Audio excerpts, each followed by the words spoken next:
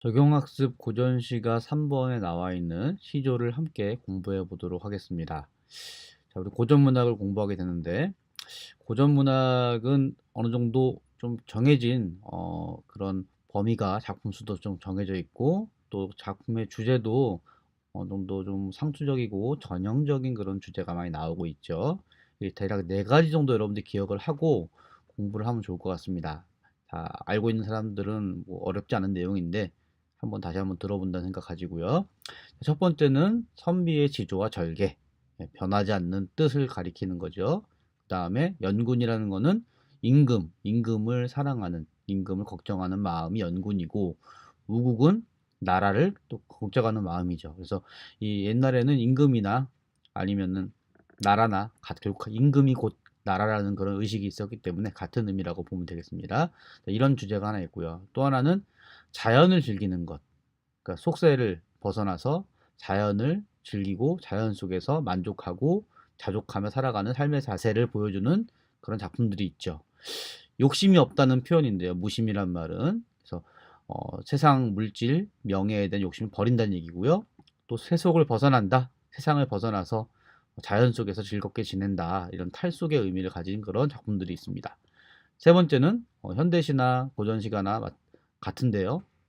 가장 대표적인 것이 사랑과 이별이죠. 그래서 사랑하는 임과의 어떤 뜨거운 사랑을 노래할 수도 있고, 또 이별하는 슬픔, 헤어진 안타까움과 멀리 있는 사람에 대한 그리움, 이런 노래들 자주 나옵니다. 그 다음에 현실 세계에 대한 비판, 또 거기에 대한 풍자, 이런 것들을 주제로 삼고 있는 작품들이 있습니다. 자, 이런 것들이 대체로 많이 나오니까 시조를 보면서도 이 작품이 어떤 유형에 속하는가를 한번 생각하면서 작품을 보면 좋겠다 생각이 듭니다. 첫 번째 작품은 성산문의 시조입니다. 자, 시조는 보통 제목이 없어요. 그래서 초장, 중장, 종장 셋 중에서 이 초장의 앞부분을 제목으로 많이 얘기합니다. 성산문의 이 몸이 죽어가서라는 시조 보겠습니다. 성산문이 누군지는 여러분들 많이 들어봤을 텐데, 성산문은 바로 사육신, 예, 그 개유정난 때죠. 세조의 왕위 찬탈에 반대하고 단종 복위를 꾀하다가 세조의 칼에 맞아 죽은 6명의 신하를 사육신이라고 합니다. 그 중에 한 사람입니다. 유명한 시조인데요. 시에 보면, 야, 이 몸이 죽어가서 무엇이 될꼬 하니 복례산 제일봉의 낙낙강송 대하이셔 백설이 만공건할제 독야통청하리라. 이런 시조를 읽었을 때 가장 중요한 거는 일단 작품이 어떤 내용인지 이해하는 거겠죠. 그래서 작품을 읽고 이것이 무슨 내용인지 알아야겠는데요. 몇 가지 어려운 표현들이 있다고 해도 대략적인 의미를 짐작해 보면서 이해하면 되겠습니다.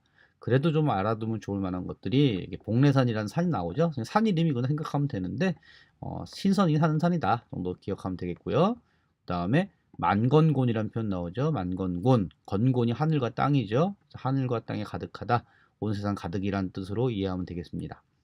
자, 시적 화자는 이 몸, 성산문 자신이라고 보면 되겠어요. 내가 죽어서 무엇이 될꼬 하니, 자, 된소리로 읽으면 되겠죠. 어두장근, 시옷기역은 쌍기역으로 무엇이 될까 하니, 그러니까 내가 죽어서 무엇이 될까 생각해 보니, 이런 의미가 되겠죠.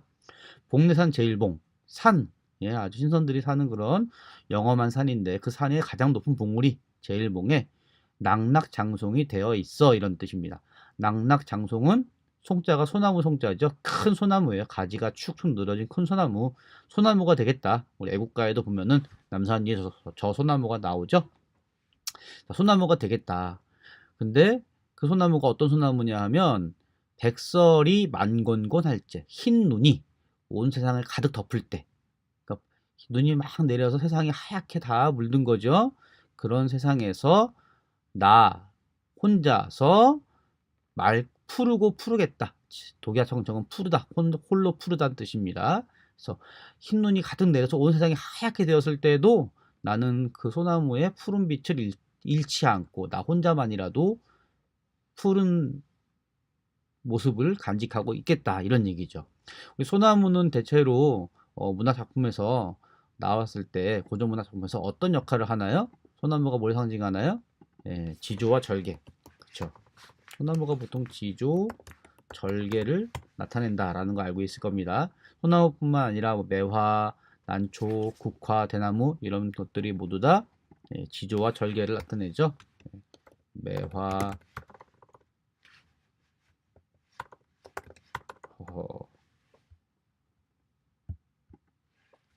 매화, 난초, 국화, 대나무, 매난국죽 이렇게 지조와 절개, 선비의 지조와 절개를 나타내는 그런 식물들이 있는데, 자, 이 소나무는 선비의 지조를 나타낸다 볼 수 있습니다. 그래서 지금 성산문이라는 신하가 자신의 죽음을 가정하고 내가 죽어서라도 끝까지 나는 절개를 지키겠다라는 의지를 드러내고 있죠. 종결함이 하리라를 하는 것을 보면 자신의 다짐과 의지를 잘 드러내고 있죠.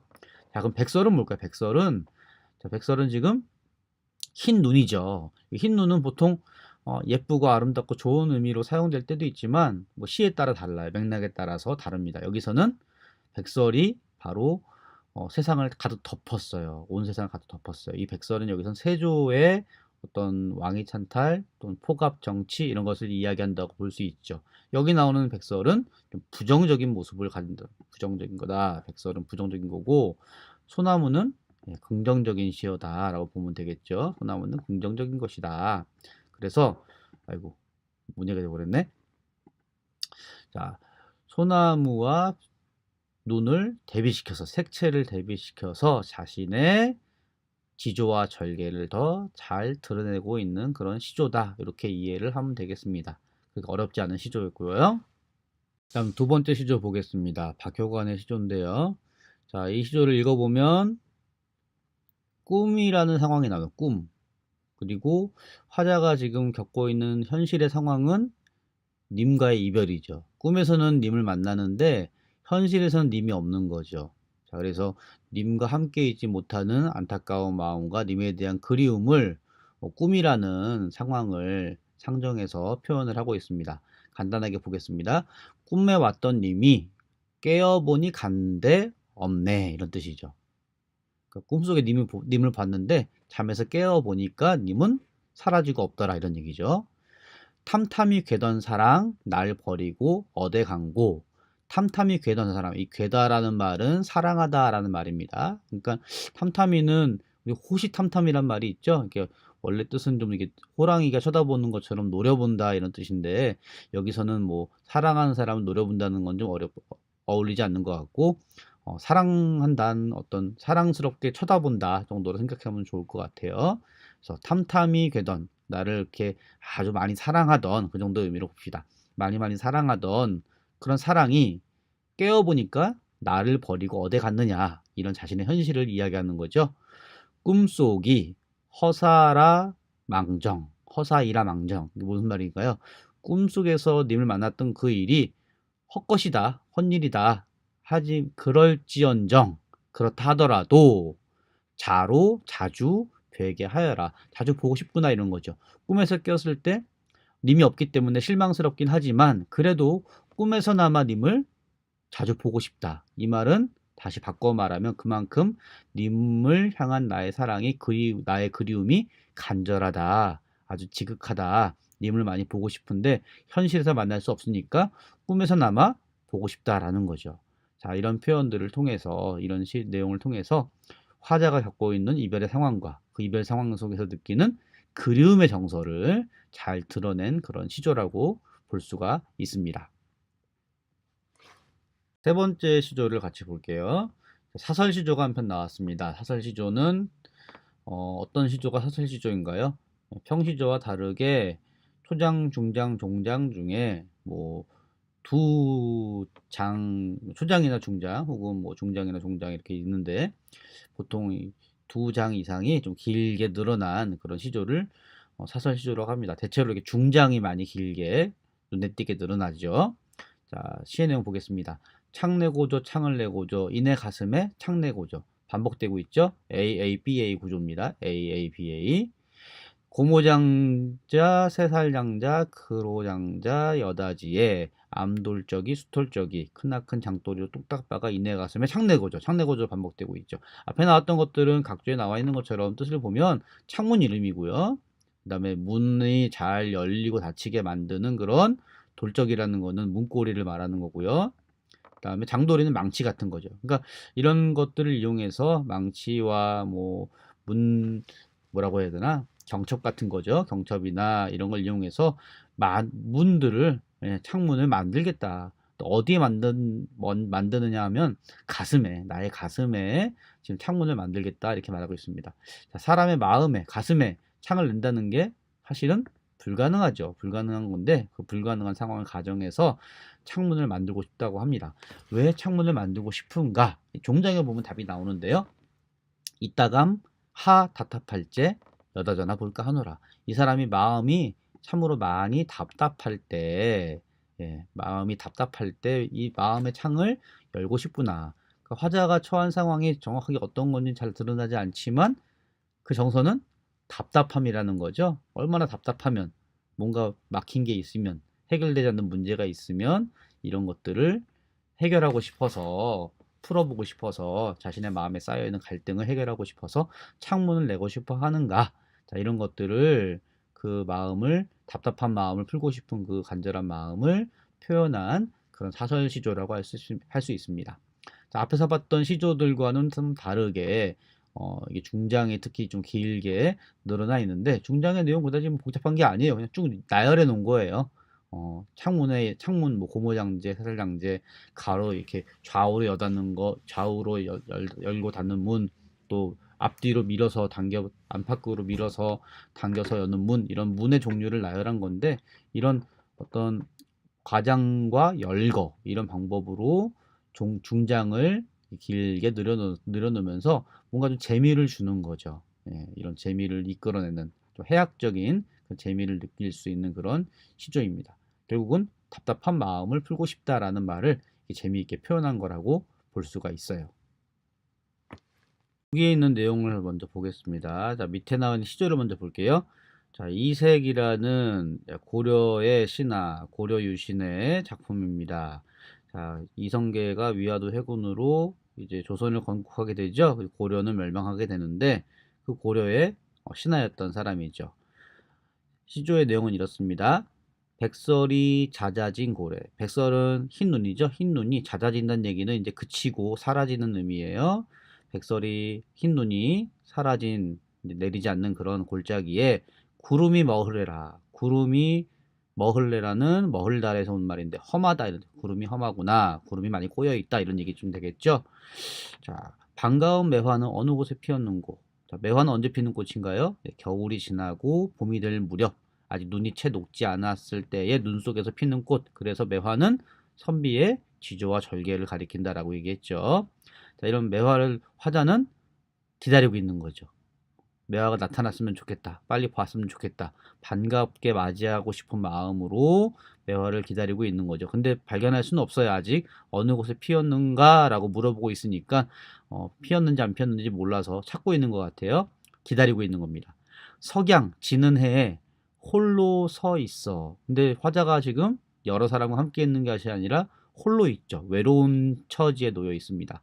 또 이 사람이 갈 곳을 몰라 하고 있어요. 어디로 가야 될지 몰라요. 그러니까 이 말은 이 사람이 지금 어디로 가야 하는가, 좀 마음이 정해져 있지 않고 좀 울적하고 방황하고 있고 어떤 이런 처지라는 걸 알 수 있죠. 왜냐하면은 이 현실의 상황이 구름이 한뜩 끼어 있는 어두운 상황이기 때문이죠. 구름은 여기서 굉장히 부정적인 것이다. 반대로 매화는 긍정적인 것이다.